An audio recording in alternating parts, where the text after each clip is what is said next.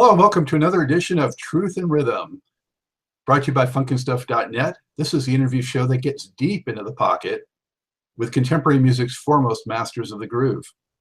I'm your host, Scott Goldfine, musicologist and author of Everything is on the One, The First Guide to Funk. My guest today is a man who got his start as a protege of fellow Cincinnatian Bootsy and has gone on to become one of the baddest funk bass players of his generation, otherwise known as Freekbass. Good morning, good afternoon, good evening, good night, depending on what part of the country or the world you're watching this from. There you go, cover all the bases. How you doing today, Freak? That's right. I'm doing great. I'm doing good. Just got back. I was in Florida for a couple of days. Back here in Cincinnati, Ohio, the funky town of Cincinnati, and very honored to be on your show today. So thanks for having me. I really appreciate it. The pleasure's all mine. Very grateful for you joining us today. So let's dig right in. Let's start sort of from the beginning. Where did you grow up? What was your childhood like? And when did you first get into music? How did that come to be? Well, I grew up in Cincinnati, Ohio, which is where I still live today. Started off, originally I started off as a drummer. When I was about 6 or 7 years old, I was banging stuff all around the house. My parents got me a little mini drum set, a little snare drum, which I used to just take that snare drum and, just put on albums and just play along with them as many hours as I could. And, a few years later, I remember I was in my neighborhood. Cincinnati's always had this huge funk history here. I'm sure a lot of your viewers know about that. So I was in my neighborhood. A guy was walking down the street with a big boom box, one of the old schools, like boom box, like 80s looking boom boxes. And I remember hearing More Bounce to the Ounce by Zapp coming out of it. And I mean, I literally, that memory and that audio memory, definitely, I remember that like it was yesterday. I would never ever forget it. And it was just as I was playing drums, I was playing a little bit of guitar and too as well. And when I heard that, like the bass coming out of it, I was like, that's the instrument I want to play. I didn't really know, but I knew what a bass was, but I didn't know exactly what was creating all those sounds exactly. And not long after that, this is probably about, 4th, 5th grade, not long after that, at 5th or 6th grade, there was a music school that came down. There's a music college in Northern Ohio called Oberlin Music College. It's a really good music school. And their jazz band came down to Cincinnati. They were kind of touring around schools around the area in Southern Ohio. And they just happened to sit me they had like an assembly, and they happened to sit me in front of the bass player. I was like literally as close as I am to you right now. And I remember he had an SG bass, which was really like that Jack Bruce looking bass. And I saw it, and I was like mesmerized by the sounds that were coming out of it, and just the thickness of it. The thing about guitar, I like playing guitar, but even at that younger age, even when I was still a little kid, I was a pretty tiny dude at that point. But guitar always felt like, besides the tone, me being attracted to the tones that came out of the bass, also just the physical aspect of the bass is what really attracted me to it, like the thickness of it, the thickness of the strings. Like guitar always felt like too delicate. Like if I I would break a string too easy, or I would if I pulled the neck back, I'd break the neck or something like that, which of course would never happen. But the bass, I just love like the thickness and the chunkiness of it, and the chunkiness of the sound that came out of it. And me already being a drummer, even today, a lot of times people ask me, when I'm talking about my bass playing, I always call myself a drummer that plays notes. And that's kind of the way I kind of create music too. I think almost like a beat first, and then add the notes to the beat. And so those all were, I didn't know what was really going on, like why I was attracted to all these things, but I think the aspect of the rhythmic aspect of it, those low subsonic tones coming out of it, and then with that, in the combination of hearing, not long before that, More Bounce to the Ounce by Zapp, that's kind of what drew me to the whole thing. So yeah, so long story short, I ended up, obviously getting a bass. I, talked my parents into originally I had a guitar. and I took a couple of the strings off. It was an old like kind of beater guitar, like, you know, $50 or $75 electric guitar.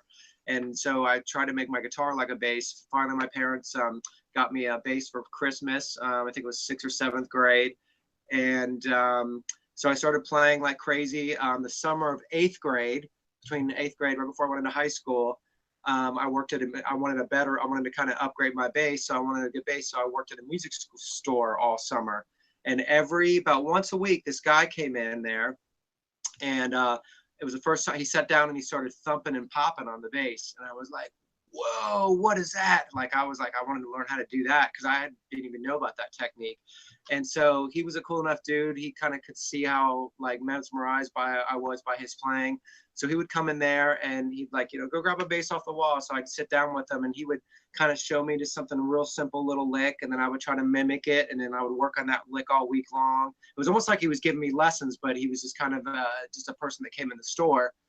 And then we went on like that and for a while. And then he started kind of telling me the different artists to check out. Like he said, you know, go get some Cameo CDs. And like the Cameo stuff, he said, was really good because, you know, when you're first starting out, you know, a lot of times, like, especially on like more rock mixes, the bass is a little more buried in the mix. But like where Cameo stuff, they were pretty simple 2 or 3, 4 note lines, but really loud and real repetitious too. So I started learning that stuff. At that time, I was started getting into like the Dr. Dre and Snoop Dogg stuff too as well, which was great because, you know, hip hop, it's a lot of, you know, the repetitious lines, and then of course most of them were samples of P-Funk stuff. And you know, and then there's a funny little story. That same guy, as I kind of got better at thumping and popping and stuff, he said, okay, now you got to go check out this guy named Larry Graham. You know, he said, Larry Graham, he's the guy that invented the whole thumping popping thing. So you got to check him out. So I was always like searching around for Larry Graham stuff. Couldn't find it. I remember being in the car with my mom one day, and we used to listen to this oldies station here in Cincinnati called WCIN. It was like an oldies R&B station. And they're like, next up, Mr. Larry Graham. And I'm like, oh, this is awesome. This is the guy I've been hearing about. You know, turn the car up. I was so excited. Well, Larry's biggest hit is a song called 1 in a Million You, right? Yeah. So I turn it on and I'm like, okay, what is this? And then all of a sudden, you know, it's Larry, you know, 1 in a million. And I'm like, what am I missing here? So I'm like trying to like, is it like a fine wine thing where I just got to get, you know, I'm not hearing what I'm supposed to be hearing. So I told the guy the story. He laughed. It was a funny story. But then about a week or so later, then I finally heard Earthquake by Graham Central Station. And of course, that just totally changed my life when I heard that song. So that's kind of the long story short. You know, I'm sure we'll go into it later in the interview about how I met Bootsy and stuff like that. But that's kind of like my early years in terms of getting started on bass, being a funk bass player specifically. Well, that's fantastic. You know, the Larry Graham thing. I mean, I was a big fan before then. Earthquake was one of my favorite jams by him. But yeah, 1 in a million. I was just like, oh my gosh. You know, good for him that he scored big. But that's a funny story. Yeah. So, if you could, Freak, take me through, you know, sort of what happened shortly before you encountered Bootsy. You know, were you gigging? Were you playing live? What kind of shows were you doing? Were you doing any studio work? And then walk me through the process of actually meeting him and how that happened. Sure. So we're not long after high school, we started, my friend of mine, Chris Donnelly, who's a musician, him and I grew up together. Him and I actually host a radio show now, actually called Funky Fridays with Freekbass every week on a radio station here in Cincinnati. But we put together a funk group called Shag, which was that was the first group I really started touring with and stuff. But I started kind of getting my name out there, played gigs around Cincinnati, did a little studio work here and there. So people were starting to know my name and kind of know who I was.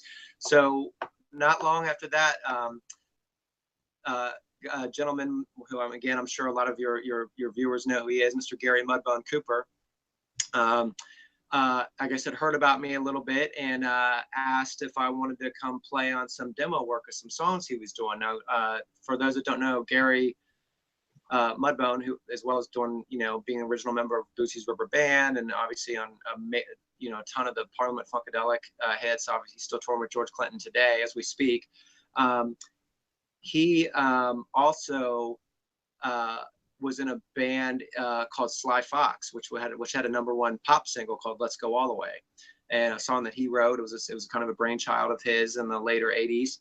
And this is like probably, we're talking about right now, time period now mid to late '90s, and he was wanting to put together a reform that band. Basically, they were talking about getting together again. So he was having me come in and play bass on some of the demos they were doing, some of the Sly Fox stuff.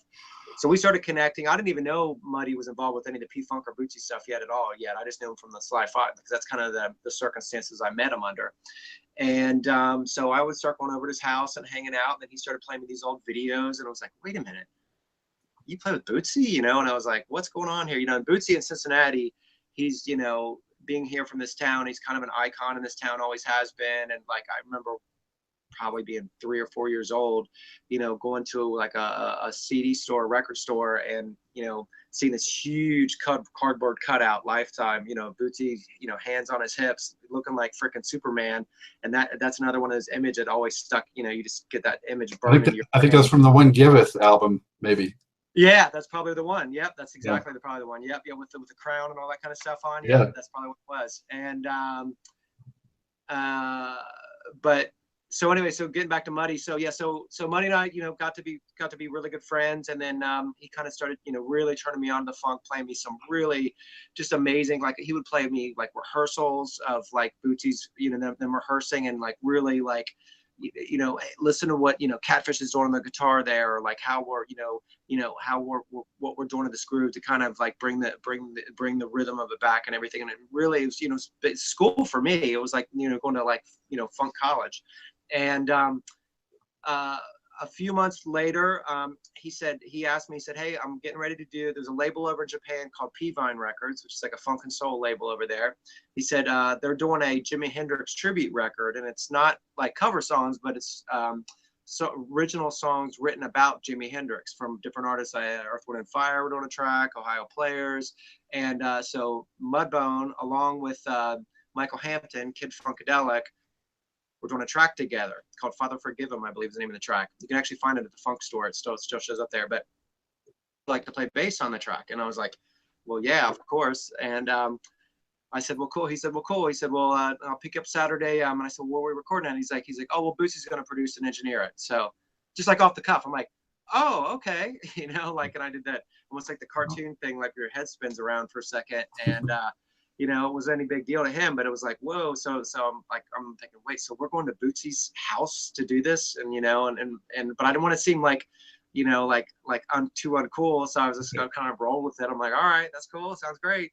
So we, that following Saturday, we go to Boots' studio, which is also where his house was at. And, you know, again, it was just one of those memories etched in time for me. You know, I remember him opening the studio door. He had a big studio in the back, and there he was, you know, standing. He looked like he was probably 10 feet tall, and with a, you know, big smile on his face, like you expect. Really, really great guy, incredible guy. So we recorded the track. It went great. Bootsy was engineering it, and then, you know, he had a bunch of effects around and stuff like that. So I just started plugging into everything that I could get my hands on.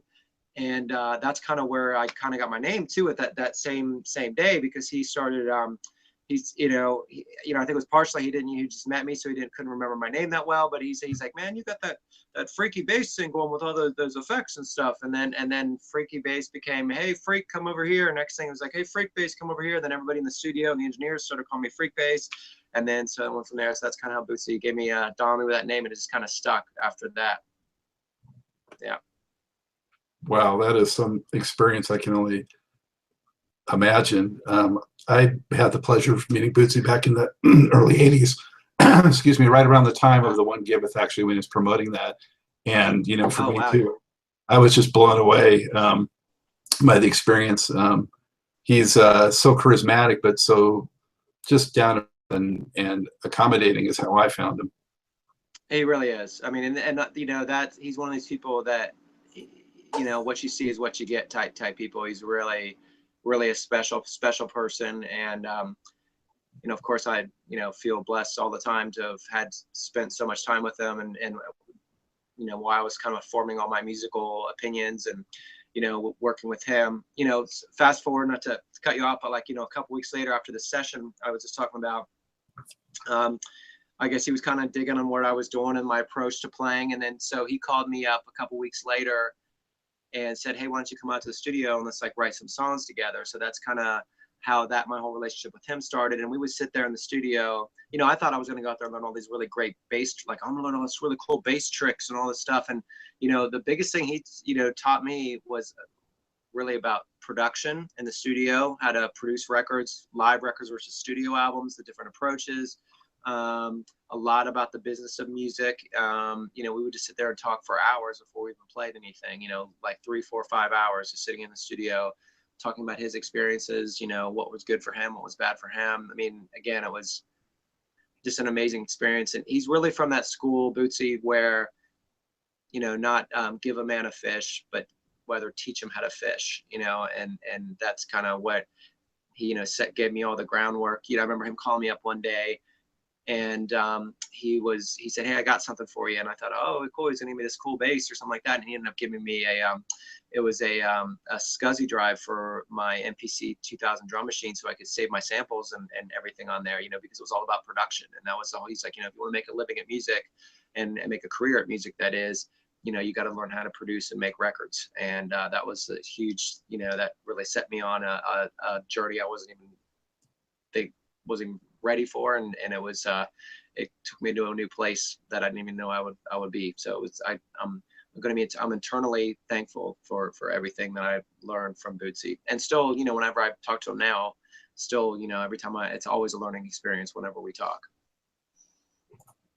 That was fantastic. You know, I want to talk a little more about your first work with him and that, but before we dive too deep into that, I did want to just step back for a moment again and talk about the whole, you know, area of Cincinnati and Dayton, and, you know, how fertile it's been for funk music. And if you could just talk to me a little bit about that scene, and why do you think, you know, not only is there so much of that music out of there, but the musicians are just, they're so good, and it's just a hotbed. What's that scene like? Well, it's great. I mean, you know, I think, you know, it probably a big part of it stems back to the King Records days, you know, before my time, you know, which King Records was where, you know, James Brown did all his big hits, and, you know, it was also a bluegrass and country label too as well. You know, it's funny because in Cincinnati, the two biggest kind of musical forms out of here are obviously funk, and then also bluegrass is huge here too as well. Now, it's funny because bluegrass, you know, you think, wow, that's so different from funk, but in a lot of ways, it's really not. It's very rhythmic oriented music too, all based on rhythm, just like funk is too. And I wonder, you know, the fact that Cincinnati's almost a twin city. There's Cincinnati, then there's Covington and New. We're on a river, and we're almost like a twin city. It's the same media market, everything. So you've got like kind of urban Cincinnati butted up against more southern and rural Kentucky, and it's this kind of, you know, hodgepodge of different kind of cultures all kind of coming together. And you know, Cincinnati is, you know, this is where the Underground Railroad, you know, this was the gateway to the North during the Civil War. You know, we have the Freedom Center here, and for that purpose too as well.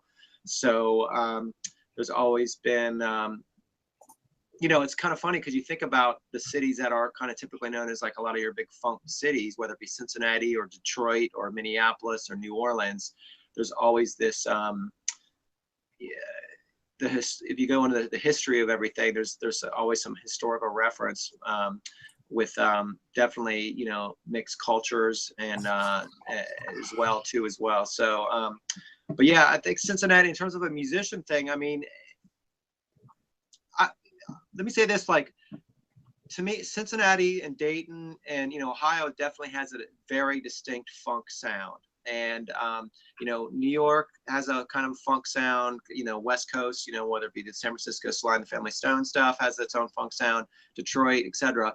The thing about Cincinnati, I think the fact that we weren't one of the big cities like in LA or New York City or something like that, we always had to scream a little louder for people to notice us a little bit. And I think that comes through the music. I mean, you think about whether it be Zapp or you think about the Ohio Players or Slave, or, you know, it's like the music's like I mean, the one, like, okay, we're going to play the one, but we're going to play it so hard that you can't help but notice it, so like, we're like that little kid in the back, like kind of jumping up, like, look at me.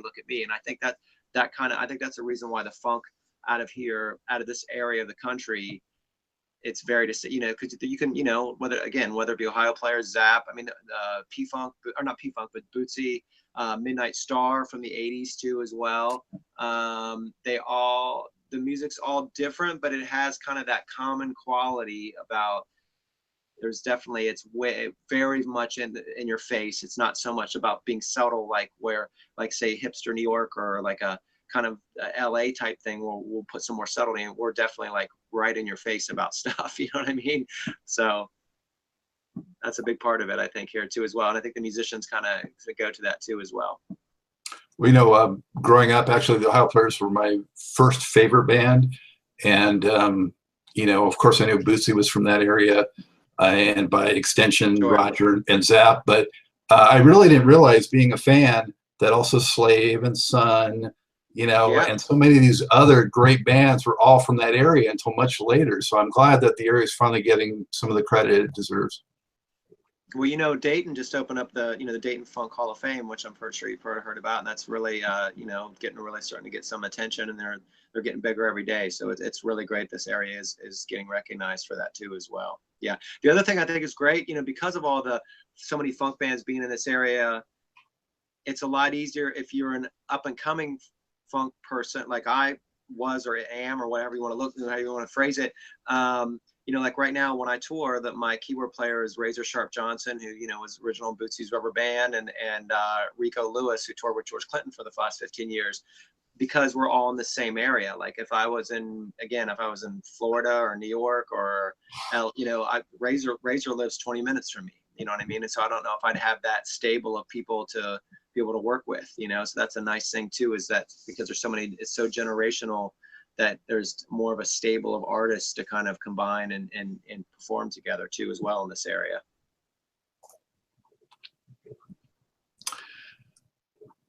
Freak, let's talk a little bit about some of the other possible bass inspirations you've had besides, we mentioned Larry Graham, and of course Bootsy is tremendous influence, but I'm thinking of other P-Funk players like Boogie Mawson, Jeff Bunn, Ledge Curry, and even outside of P-Funk, guys like Flea, Les Claypool, Stanley Clark, new guy Mono Neon. What are some of the other guys that have inspired you and that continue to inspire you right now?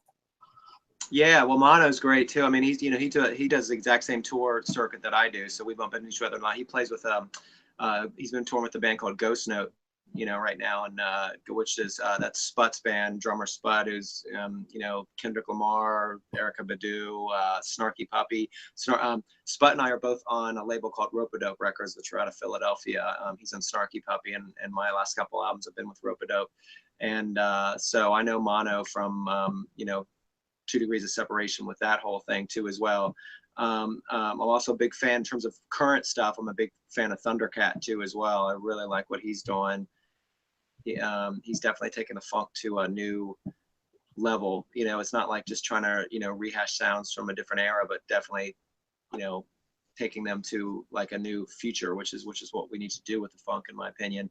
In terms of other bass players, you mentioned some of the people you mentioned. Obviously, there's a big. It's funny because I get on the road a lot because of the touring circuit I do, because I do combination funk and kind of like the jam band kind of circuit. I get a lot of people like, oh, you must listen to a ton of Les Claypool, and I love Les. He's a great guy, and done some shows together, and I really like what he's doing. But growing up, actually, I wasn't that much of a Primus fan. His bass sound for me was like kind of more that kind of mid-rangey kind of thing, where I was listening like during Primus era, I was like more into like Dr. Dre and Snoop Dogg, and like stuff that the bass was like, like this, like, NWA, all that stuff, where it was like really Public Enemy, where it was like definitely more hip hop and more subsonic kind of sounding stuff, where Les and Flea for that matter too as well. And again, I'm a big fan of Flea too, and much respect for him, but both Les and Flea were kind of more from that, I mean, and I don't mean this as any kind of slight at all, but definitely their bass sound had more kind of a mid-rangey kind of sound, more kind of that kind of thing, and where I was kind of more the deep bass kind of sound. So growing now, I mean, like, and actually Les's solo stuff, I've actually, like, what he's done in the last few years, I actually personally am more of a fan of even than the Primus stuff, because I like his tones and stuff like that too as well. But you know, I mean, obviously James Jamerson, you know, he's a big obvious, but you know, not only just some funk stuff, I mean, like, you know, Paul McCartney, huge Paul McCartney. And I went through my huge, like every bass player does, my huge Jaco Pastorius phase, you know, where I was like, wanted to be Jaco, you know, just like every, you know, kid growing up wanted to be Michael Jordan. I was, you know, wanted to be Jaco at one point. And, you know, Geddy Lee from Rush. I was into some Rush stuff for a while. King Crimson, Tony Levin. I'm a huge Tony Levin fan from the stuff he did with King Crimson and Peter Gabriel. And even the stuff he did with, like, you know, John Lennon, you know, he's on a few of his albums too as well. Yeah, so you know, a lot of that stuff too as well, and I'm also into a lot of you know, electronic dance music, you know, you know, Daft Punk, Pretty Lights, you know, stuff, people that are taking bass and kind of, you know, which is kind of what I was saying Thundercat's kind of doing with Flying Lotus and stuff, but anything that's kind of push it, you know, I always think of, like, you know, George Clinton when he was around, you know, like his contemporaries were like Frank Zappa and David Bowie. Mm-hmm. And you know, Sly Stone and stuff like that. If George Clinton had started today, you know, he might just as well be influenced by Daft Punk and you know, bands like that too as well too. So another really good album, and I think a lot of your viewers are like, if you're not hip to it too, is the newest Childish Gambino album, which is so good. I mean, it's like straight up like Maggot Brain era, almost funkadelic sounding stuff with a modern twist to it. Childish Gambino is a guy named Donald Glover, who's actually an actor, and he's got a music career too. And he's got a new album out, and it's great record too as well. So yeah, I really like it. I really like his show Atlanta too. I don't know if you've seen that, but that is very cool. Which one is it? I'm sorry. He does a show called Atlanta. Oh yeah, of course. Yeah, sure. Yeah, and you know, he's playing and I'm a total superhero and Star Wars geek. He's playing Lando Calrissian in the Han Solo origin story too as well. Yeah. Wow. So let's talk a little bit about some of the other, you know, great musicians that you've worked with that viewers would be familiar with. You know, you mentioned Razor, but also Bernie Worrell, Buckethead, Doug Wimbush. Let's talk about some of those guys and, you know, what your impressions and memories are of some of them. Yeah, well, I mean, all those, I met Buckethead through Bootsy, and Buckethead kind of met Bootsy, not the same circumstances as me, but I mean, like, Bootsy kind of did a similar thing with Buckethead as he did with me, kind of turned him on to a whole new kind of world. I remember being at Bootsy's once, and he actually played me the original demo little tape that Buckethead had sent him, and like, I think it was in the mail too, and then Bootsy just happened to listen to it, and it was, you know, Bucket just doing his crazy thing. So Bootsy has this whole kind of family stable of artists that he kind of works with, so he tries to get everybody kind of working together, and that was a really nice thing about working with him as well. Yeah, Bernie, I mean, Bernie Worrell, you know, as life-changing as working with Bootsy was, Bernie was just every bit of that. Bernie actually stayed at my house once for a week on a few albums, 2008 I think it was, and stayed, and he was on my previous album where he'd come on and played keyboards on a song that was kind of close to being done. But on this next album, we were actually in the studio writing from the beginning together. So I got to kind of see how his mind worked.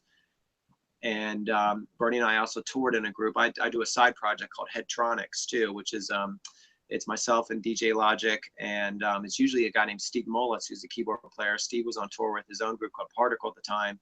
We had a couple-week tour booked, and so we asked Bernie to go out and do it. So we toured together for a couple weeks together too as Hittronics. Bernie was, you know, as we were asking about bass players a little while ago, you know, who influenced me. Bernie's probably one of my biggest influences as a bass player. Even that, I know I'm not a bass. There's a bass magazine out of England called Bass Guitar Magazine, asking top 5 influential bass players for an article, and Bernie was one of them. And I said, yeah, I know he's not a bass player, but he might as well be, you know, and all the stuff that he played, I would mimic on bass all the time too as well, not just in terms of notes, but also just sonically tones that he would create with his Moog.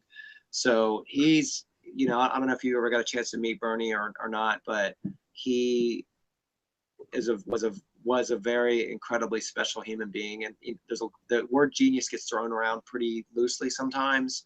But he was truly, truly a genius. He could take like 2 or 3 notes, something that you would think was like the most common thing in the world, and make it sound new and fresh and funky. It was just incredible. And I feel so incredibly lucky and blessed to be working with him. And he was just a great human being too. I mean, you know, everybody that we've talked about so far, whether even Buckethead, but Buckethead's a really shy guy, but he's really, really great dude too as well.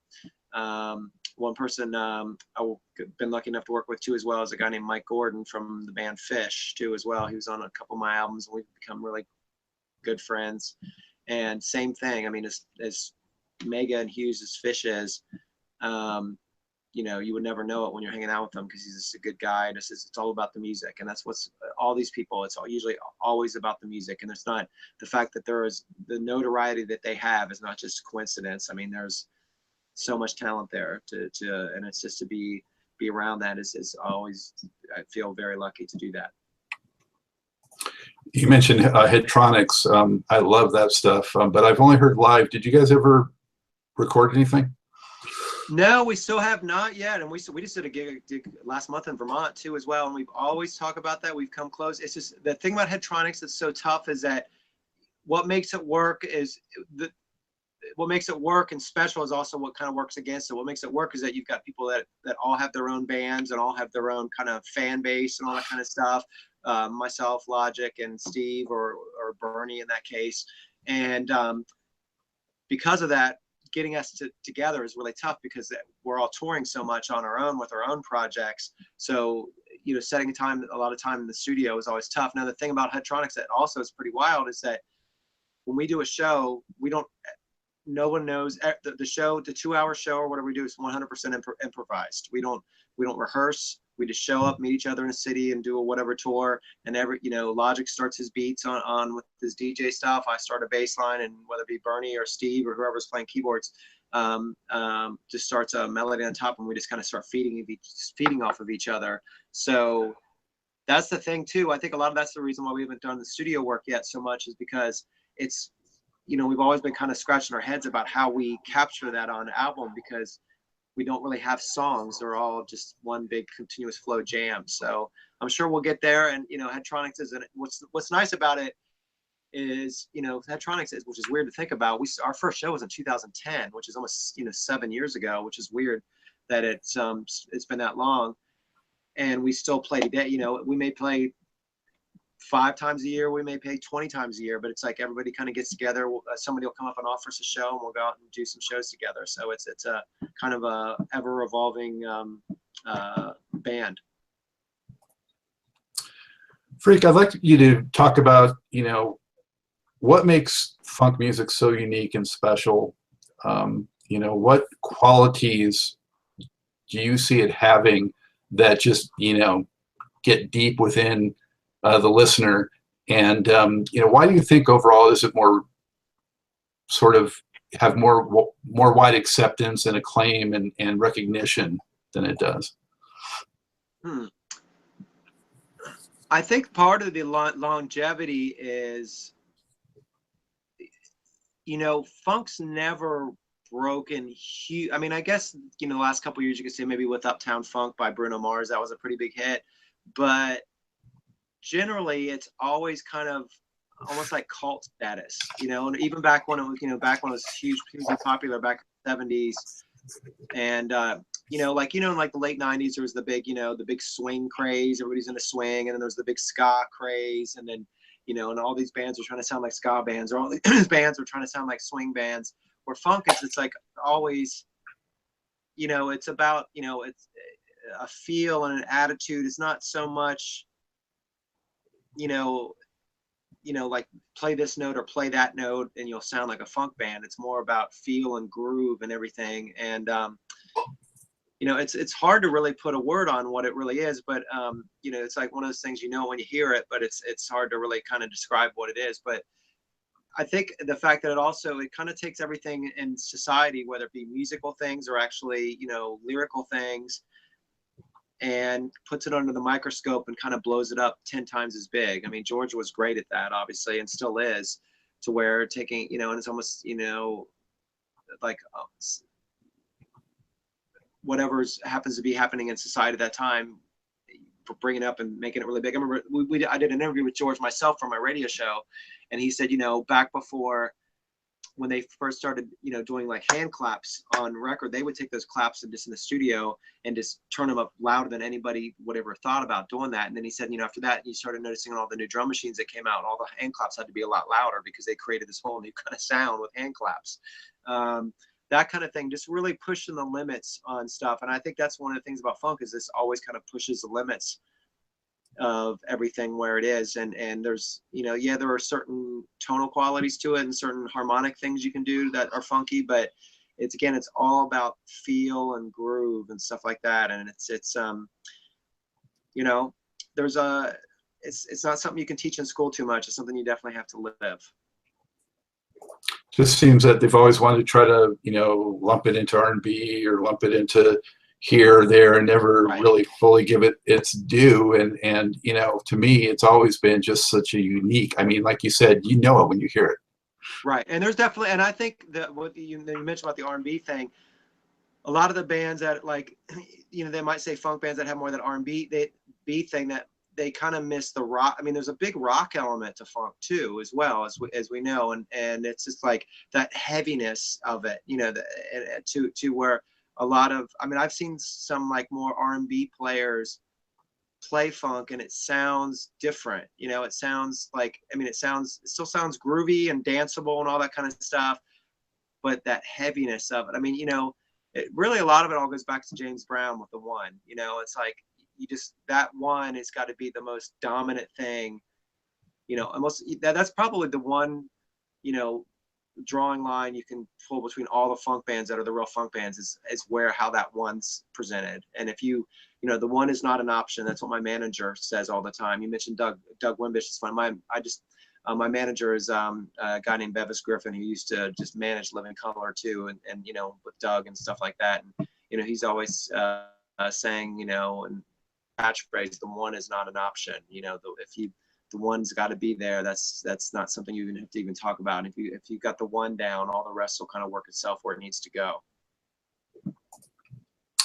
So Freak, talk to me what it was like. You know, I know Bootsy was in there and a mentor, and he exec produced, I think might have been your first 3 records or something like that. What was it like sort of breaking out independent of Bootsy and kind of, you know, flying on your own? And was that always the plan, or what was that like? Yeah, totally. Well, like I mentioned earlier in our conversation, you know, Bootsy was never out, I don't think, to make me like Bootsy #2 or anything like that at all. He was trying to help me to pave my own, you know, my own way too as well. But, you know, it was tough. I mean, to be honest with you, you know, when I first started getting out of there, you know, I mean, he's, you know, Bootsy has a big shadow, you know what I mean? He's, you know, obviously a very like charismatic and larger than life personality. And, you know, here comes this other guy who's, you know, dresses a little funny too and plays a little flashy bass too as well. Also from Cincinnati as well. So that was, you know, at first, I wouldn't say it was difficult, because it wasn't like I was consciously trying to do something different from Bootsy or whatever. I was just trying to be me. But I think, you know, the biggest way with that, helping with that, is just really touring a lot. I mean, I've toured a ton over the last, you know, 8 to 10 years. With the course of touring and playing more, you kind of start, you know, people start seeing you for you. And of course there's going to be influences of what you do. Everybody has that. But, you know, just like all the influences that Bootsy pulled in, you know, whether playing with James Brown to George or whatever, and then that became kind of, you know, Bootsy was kind of a culmination of, you know, a lot of the tightness of James Brown, but all the looseness and craziness of George. You know, with a lot of my experience from playing with Bootsy and a lot of that stuff I learned from him, but also playing in different musical environments with other people too as well, I'm, you know, going to sound like me. And that's been, you know, hopefully getting more and more like that over the years, as well as being so concentrated on my bass playing and myself as a musician. One thing I've always taken really seriously is songwriting too, the craft of songwriting. And anybody that I'm a big admirer of, it's not that they're just necessarily great at whatever their particular instrument or voice is. It's also they're a great songwriter too as well. And so that's one thing that I've always tried to have keep evolving too as well. And I think that's kind of hopefully helped me develop my sound too as well. I definitely feel, the last few years, I definitely feel more comfortable in my skin than I ever have, just because I feel like I've kind of, whether you love or hate what I do, it's definitely kind of when it sounds like Freekbass, That just leads me into what I want to expand on a little more, and that's, I noticed over time, you brought in more diverse elements to the Freekbass sound and to what you do, whether it's new wave, jazz, even sort of a little more pop. Could you talk to that? How interested are you being in commercial versus non-commercial, and let's talk to those influences. Sure. Well, I mean, I'm, guilty as charged. I love pop music. I know pop music, a lot of people think that's a bad word, but I mean, the Beatles were pop music to me. Bootsy, a lot of Bootsy stuff was pop music to me. Sly and the Family Stone, that was pop music. It was funk pop music, but it was still pop music. All the George Clinton. So, writing a hit song, I used to like when I was, a kid, I was like, right now, I don't want to write a hit song, man. That's lame. You know what I mean? Like, I don't like all that stuff that's on the radio. But try doing it. It ain't easy. You know what I mean? And it's exciting to try to like literally, I don't sit down in the studio and say, hey, I'm going to write a hit song today. I don't mean that at all. I don't ever take that approach. I write what I feel, obviously, but writing, I was talking about Bernie earlier about writing 2 or 3 notes. Like one of his most famous licks is from the Tom Tom Club's Genius of Love, the dun dun dun dun. Now think how many songs that song's, whether it be Mariah Carey or there's a million people that have sampled that little 2 or 3 note. That's what I'm talking about, writing like a pop or hit song, like song or lick. It's like something that, or Papa Was a Rolling Stone, by James, James on the Temptations. 3 notes. Bass line. I love all the fancy stuff and writing, and I can, do that all night long, but like to be able to like take 2 or 3 or 4 notes that you could play, over and over again and make it almost hypnotic. I mean, that's where the magic happens. So, that's what I mean by like pop music. I mean, those kind of stuff, the Beatles, Day Tripper, like writing a lick like Day Tripper or something like that. Mm-hmm. So, I'm probably unabashedly not afraid of that word as much as I used to be too as well. Yeah, and then also of course, yeah, I mean anything you grow up listening to. I mentioned earlier, I was a big Rush fan growing up, as much as I was into funk. I mean, must have played Tom Sawyer 50 times a day on bass for a while, and then Jaco Pastorius. I was in a huge Jaco fan, so like that stuff comes into your playing too as well too. And I think Jaco stuff, the same thing. It's like, as crazy as and many notes as he would play on bass, he was still writing hooky bass lines too as well. So that stuff's all going to come and play. And Bootsy actually told me this once. There's a song off of a record of mine called "Do We Even Belong Together?" It's a song I actually wrote with Bernie, and it was kind of almost had a little bit of a country flavor to it. And I remember I was like, I don't know if I should put this on the album because it sounds kind of country, In my mind, it sounded country. It probably to anybody else it didn't. And Bootsy's like, Freak, no matter what you do, it's going to be funky and it's going to be Freekbass. So yeah, you're going to, if I sat down right now and said, hey, I'm going to write a jazz song, well, it's still probably going to be a funky jazz song. Or if I'm going to write a bluegrass song, well, it might kind of have some elements of bluegrass, but it's still going to sound like Freekbass playing a bluegrass song, a funky bluegrass song, so I'm not so like, if something comes to me musically, I'm not going to like shun it away because it doesn't fit into whatever this genre of funk or is. And like going back to our conversation a few minutes ago, I mean, funk that's it's more of an attitude. It's an umbrella. Like we talk about the Ohio Players a lot. I mean, they could go from playing Sweet Sticky Thing, which is almost like a ballad R&B song that's really funky, to Fire, which is almost like a rock song, or like Fop, which is like a straight up rock song, but they still sound, whether it's Fop or Sweet Sticky Thing, it still sounds like the Ohio Players, no matter how you break it down. All right, so you have some pop influence, but we're not going to hear "One in a Million" from Freekbass, right? Not yet. No. I'm not ready. I'm not ready for the wedding song yet. But you know, hey.